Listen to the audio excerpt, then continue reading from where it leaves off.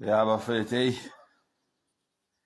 siloko silindile phela i-vote of no confidence against uThami Ntuli lapha kwi-province yaKwaZulu Natal njengo-premier othunywe inkatha kule GPU ekhona.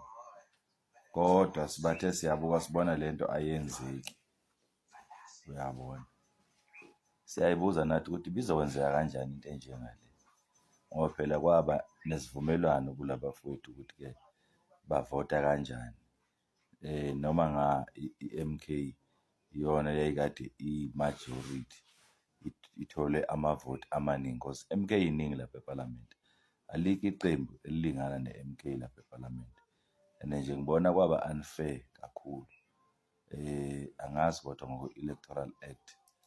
Kodwa nje kwaba unfair ukuthi iqembu elinama numbers eParliament balifake ngaphansi kwebhasi. Kusho ukuthi kwakunenhloso ezithile ababefuna ukuyifeza, nokho ezingafani-ke nenhloso zabavoti, ngoba abavoti mabevota bevotela umkhonto babe nenhloso ezithile ukuthi kufanele kwenzeke okuthile. Yes, siyabona nokho ziningi izinto ezingenzekanga. Angeke vele umkhonto ukwazi ukusenza lezo zinto ngoba abayona i-ruling party, abanikeziwe amandla okuphatha. Mhlampe mase kuyiwa komasipala bazokwazi ukuba namandla khona. Kodwa-ke lo mfo we-NFP lo upresident wakhona Ivan Bans, mina ngibona ngathi sichuse nje sibekiwe la. Angisho ukuthini, kodwa ngibona ngathi sichuse ngoba angeke uthi ungupresident uyakhuluma uphikiswana nawe ukhonkothwe nayizingane. Wayona NFP ngibona ngazathi mina umdlalo nje into engekho. Ayiqali futhi lento kwenzeka. Cishe it was 2011 mangaphosisi or 2016 lapho, I don't know. La yahluleka khona ukungenela ukhetho lwamakhansela. 2011, yeah. Angisazi. Yahluleka kodwa ukungena ukhetho lwamakhansela ngazo lezi inkinga ezikhona. Nenini beyihluleka ukuletha i-financial report ukuthi-ke isebenzise kanjani imali, constituency funding. Beyihluleka icishe ngalungenela kwalolu khetho luka-2024 ngoba ayisiwe ayifuna imali. Uzokhumbula ukuthi le qembu lishiwe abantu abaningi kade bekhona lapho. Oprofessor Nhlanhla Khubisa, iSulumane lela ekade lilixhasa uSheikh Imam, omali yakhe Shelembe, baningi abaholi abashiye lela qembu, OPG Mavundla, baningi kakhulu abalishile bahamba baya kwezinye indawo. Uyabona, nemeya yaselokuzaneni yaseBergville nayo kanjalo. So kuthela umndondo lapha.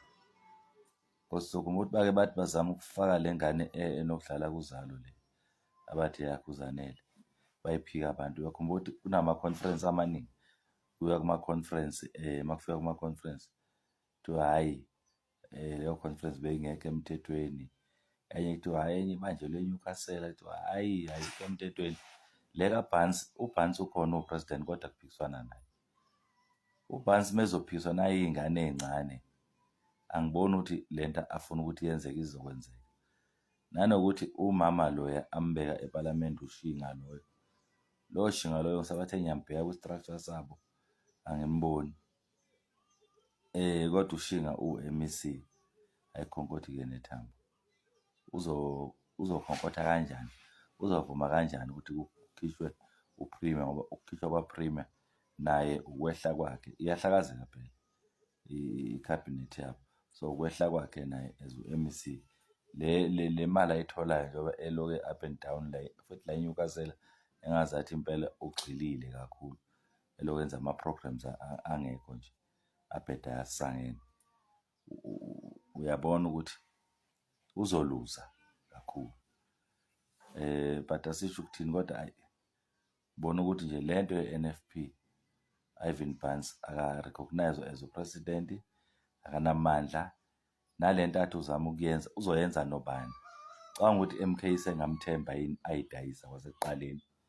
Bengibuka ukuthi mina kungcono ukuthi ahlale la ahleli khona abe ebhizi ekhankasela ukhetho lomasipala, ngoba cishe ilona oluzomsiza ukuthi athole le mali ayifunayo, ngoba cishe imali le akayifunayo lo mfo ka-Ivan Vanzi.